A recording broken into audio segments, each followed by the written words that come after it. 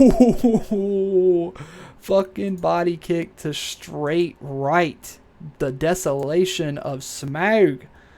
Check this out.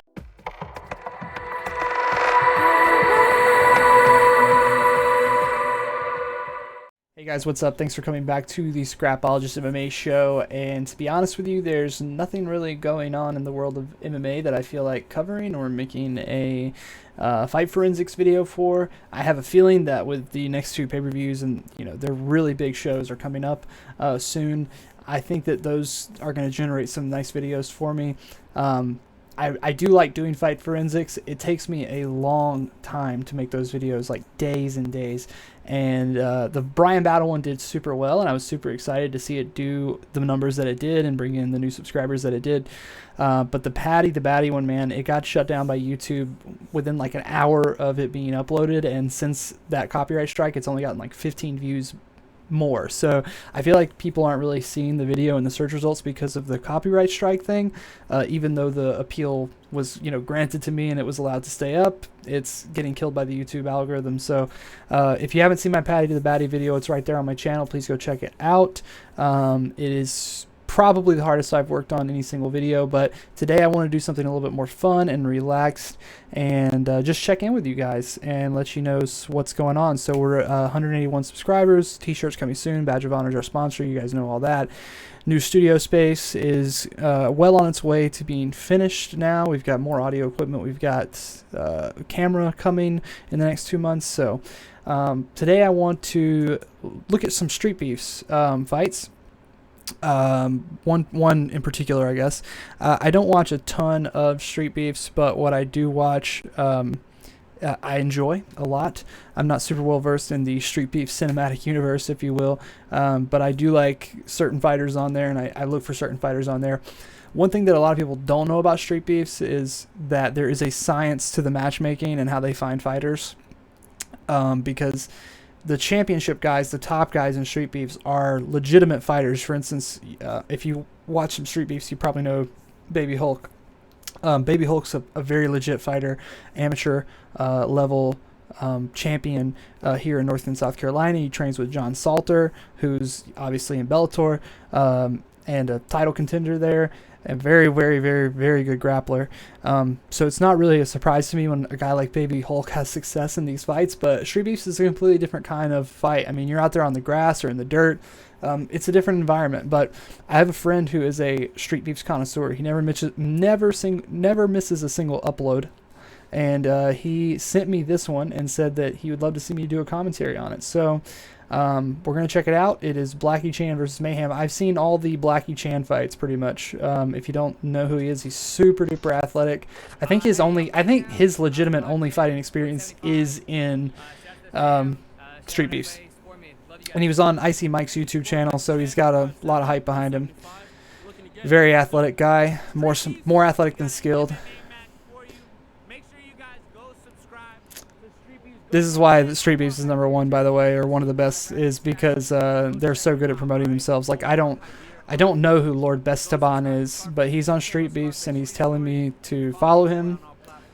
In this corner we got Meyham, 0-1, and in this corner we got fan favorite. You might have seen him on Hard to Hurt, Blackie Chan, 4-0. Good luck, fellas. Thanks, Lord Bestaban. Some good reffing on Street Beefs for a bunch of guys who aren't really actually referees. They have good stoppages because they don't really want to see anybody get actually hurt on the Street Beefs because they don't want to get shut down. I mean, I've seen some shoddy promotions, like my friend Kevin, his first fight, Kevin Sasquatch Satterfield, his first amateur fight, he fought in a parking lot of a strip club on like a hot night. So I've seen some rough setups. This is as about as rough as a condition as you can get. I mean, you're barefoot, no shirt on, out there in the fucking dirt and the mulch. I thought Meyham, because he was wearing spats, would be a jiu-jitsu guy, but now that we're down here on the ground and he's holding on to this Von Flue like it's his last paycheck, he's definitely not got a lot of jiu-jitsu, I don't think. He held on for so long that not only was, I mean, Blackie Chan didn't really, I don't think he knows how to necessarily do a Von Flue, but he knows how to advance position. He got to mount, and he's a strong dude, man. This is not really a guy that I would want on top of me, even if he didn't have great jiu-jitsu. But it looks like, honestly, since he's had these 4 fights in Street Beefs, he's probably started legitimately training because he's shown a ton of improvement. He is smacking this dude now. Meyham's getting crushed. Looks like another Operation Blackie Chan so far. Digging that hook deeper and deeper too. And this is the one thing I don't like about street beefs. The rounds are so short. So if you actually do manage to take somebody down, even if it's in like the first 30 seconds of the fight, you're not really given a lot of time to work and get submissions, so you can just kind of hold their gloves. Oh! Fucking body kick to straight right. The desolation of Smaug. Check this out. And the crowd's counting down, and he was just holding on to Blackie Chan's gloves a minute ago. Like, he was literally, like, stalling the contest. Then it gets stood up. He takes it big straight cross. I mean, that was super accurate, right on the chin, and it decks Blackie Chan. But he stands, flash KO, I guess. He stands right back up. Whoa! Okay, yeah, if Meyham keeps standing, he's got some kicks, buddy. All right, let's see that opening kick one more time. I'm going to try not to rewind too much, but this is awesome. Kicks! Yeah, blocked kick, body kick by Blackie Chan leads to the takedown. And honestly, I think that Blackie Chan's seen some more jiu-jitsu time in the gym, because his grappling looks well improved. He's starting to do crazy stuff. He's starting to get super athletic, but he gets him down with a single leg dump.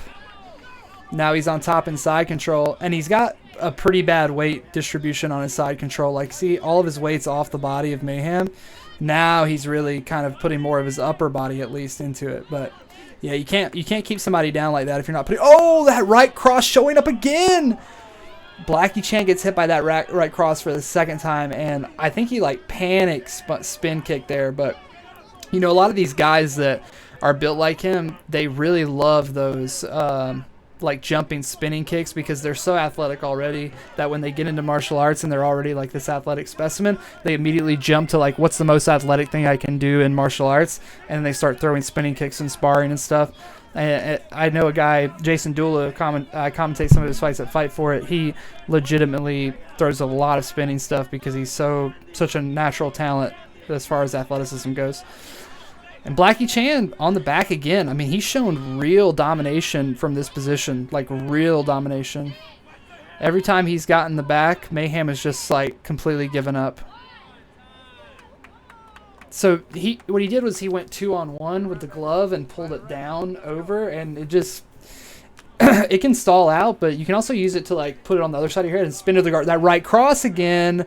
Blackie Chan gets hit. Now Blackie Chan's winning this fight. He's rocked bad. He's hurt so bad. He's turning away now. And yeah, Patty the Batty style hooks against the fence. That's got to be it. Yeah, they gave him every chance in the world. Woo! Meyham ends the undefeated streak of Blackie Chan. Let's watch this finishing sequence again, because what happened was this right cross showed up again. There, it's like this. That's me. You're probably wondering how I got in this situation. Boom! Right cross. That's like the fourth one that's landed picture perfect on the chin. Meyham seems to know that this is his best strike, and he's landed it over and over again, because that lead hand of Blackie Chan just never really leaves his waist. It's never really protecting him, and he's got such like a bladed stance that his chin is kind of right there. And this single leg dump is, I mean, this is good instincts here, because he was definitely hurt, but he doesn't maintain the control all the way to the finish.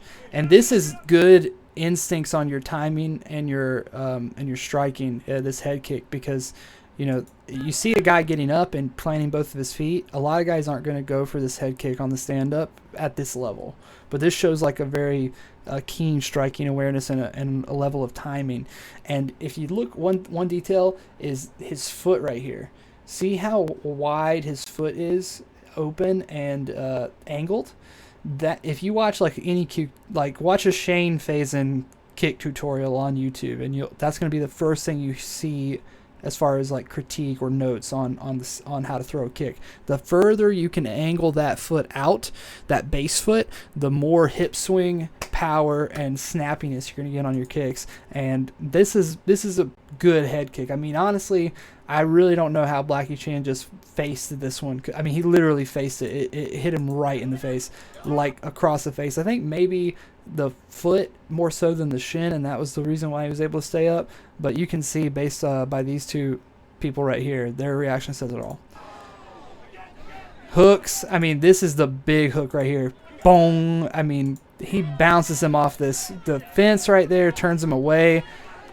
Kick to the body again. I mean, every time his hands actually do go up, that kick to the body's there. I mean, Meyham's just got good striking and good timing, man. Especially to come in there against a guy like Blackie Chan with that much momentum. Look at his girl. Look at his girl. Remember how anxious she was at the beginning of the fight? She is white knuckle on that fence, and he was getting pounded out. He got his back ridden hard, and I think Blackie Chan, because he's so beloved by those Street Beefs guys, they probably would have just given him the decision to keep him undefeated. But he knocked out Blackie Chan, finished Blackie Chan. And Hey, Dad, you're watching. I love you. hey, shout outs to Pops. Good match. All right, maybe you gotta, kind of either get on Hims or you gotta give up this hairline, my man. But great fight. Blackie Chan doesn't like it. He does not like the result. Meyham tells him to stay hungry. Any coward can pull a trigger. I love the Street Beef song. Again, do a little bit more fun of a video, something that doesn't require 19 hours to make like a Fight Forensics video does, and just have a little fun doing some commentary. I have 4 commentary shows for MMA and kickboxing coming up before the end of 2021, so just trying to warm myself back up and get ready for being on the mic again. And for those shows, I'm going to be doing a little bit of like a vlog style thing where you guys will get to go cage side with me and check out some of the stuff I get to see when I work these shows, and get a peek of what it's like to work your local MMA scene. So stay tuned for that on the Scrapologist, and be sure to subscribe and like the video. Appreciate it. Peace be with all of you.